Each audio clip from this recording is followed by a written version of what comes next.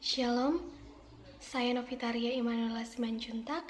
Dalam video ini saya akan menjelaskan ulang soal yang diberikan Pak Nasib atau remedial. Yang pertama soalnya, apakah manajemen sebagai seni dan sebagai ilmu pengetahuan?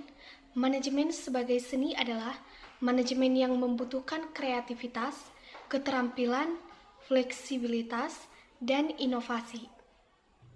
Yang dimaksud manajemen sebagai seni adalah ketika kita melihat organisasi, kita melihat ada pemimpin di sebuah organisasi, nah, kita mengimplementasikan dan mengarahkan manajemen itu seperti melakukan sebuah seni. Seni itu melibatkan kreativitasnya, imajinasinya dalam mengelola sebuah organisasi.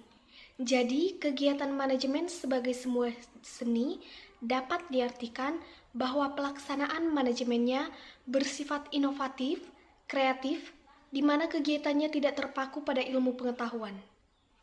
Sedangkan manajemen sebagai ilmu pengetahuan adalah manajemen berbasis teori, prinsip, dan pendekatan ilmiah yang bisa dipelajari dan diuji. Atau yang dimaksud, manajemen sebagai ilmu pengetahuan adalah bahwa ketika pemimpin atau manajer organisasi melakukan kegiatan manajemen, dia berpedoman kepada ilmu pengetahuan. Misalnya, teori-teori manajemen itu digunakan sebagai acuan di dalam mengelola organisasi tersebut. Dan manajemen juga dikatakan sebagai sebuah ilmu pengetahuan karena manajemen ini bisa dipelajari, dilakukan, diteliti, dan apa hasil dari penelitian itulah yang dilakukan oleh pengelola organisasi. Pertanyaan yang kedua, mengapa pelaksanaan manajemen harus efektif dan efisien? Karena kalau tidak terdidik, berarti tujuan tidak tercapai. Kalau tidak efisien, berarti sumber daya habis digunakan atau pemborosan.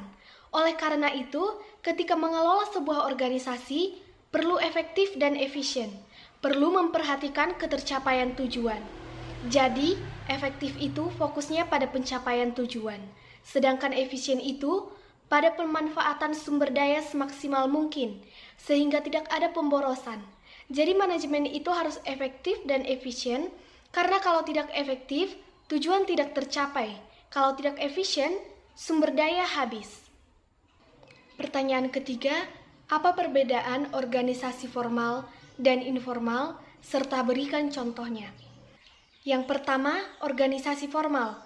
Berarti sudah baku ketentuan-ketentuan ukuran di dalamnya. Contohnya, lembaga pemerintah. Sedangkan kalau organisasi informal, organisasi yang sifatnya sangat fleksibel. Bisa bubar kapan saja, bisa ada kapan saja.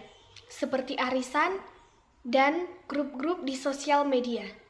Pertanyaan yang keempat, jelaskan 4 fungsi manajemen sebagai pengelola organisasi.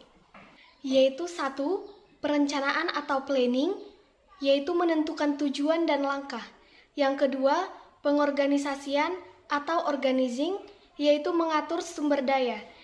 Yang ketiga, pengarahan atau leading, memberi motivasi, arahan, atau kepemimpinan. Yang keempat, pengolahan atau controlling, yaitu monitor dan mengevaluasi hasil. Pertanyaan kelima, apa itu manajemen proses?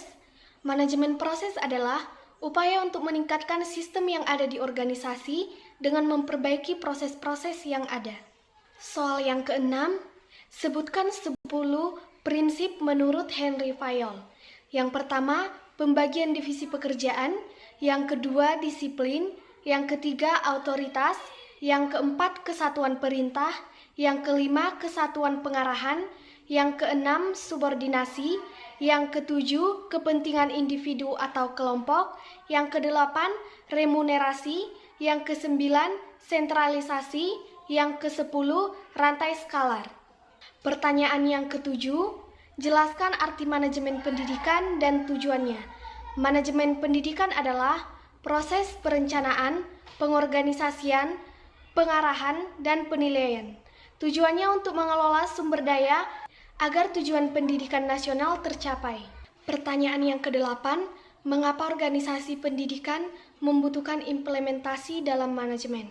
Yaitu untuk mencapai tujuan pendidikan secara efektif dan efisien, meningkatkan kualitas pembelajaran, dan mengoptimalkan penggunaan sumber daya. Sekian penjelasan ulang remedial saya. Jika ada yang salah, mohon dimaafkan. Terima kasih.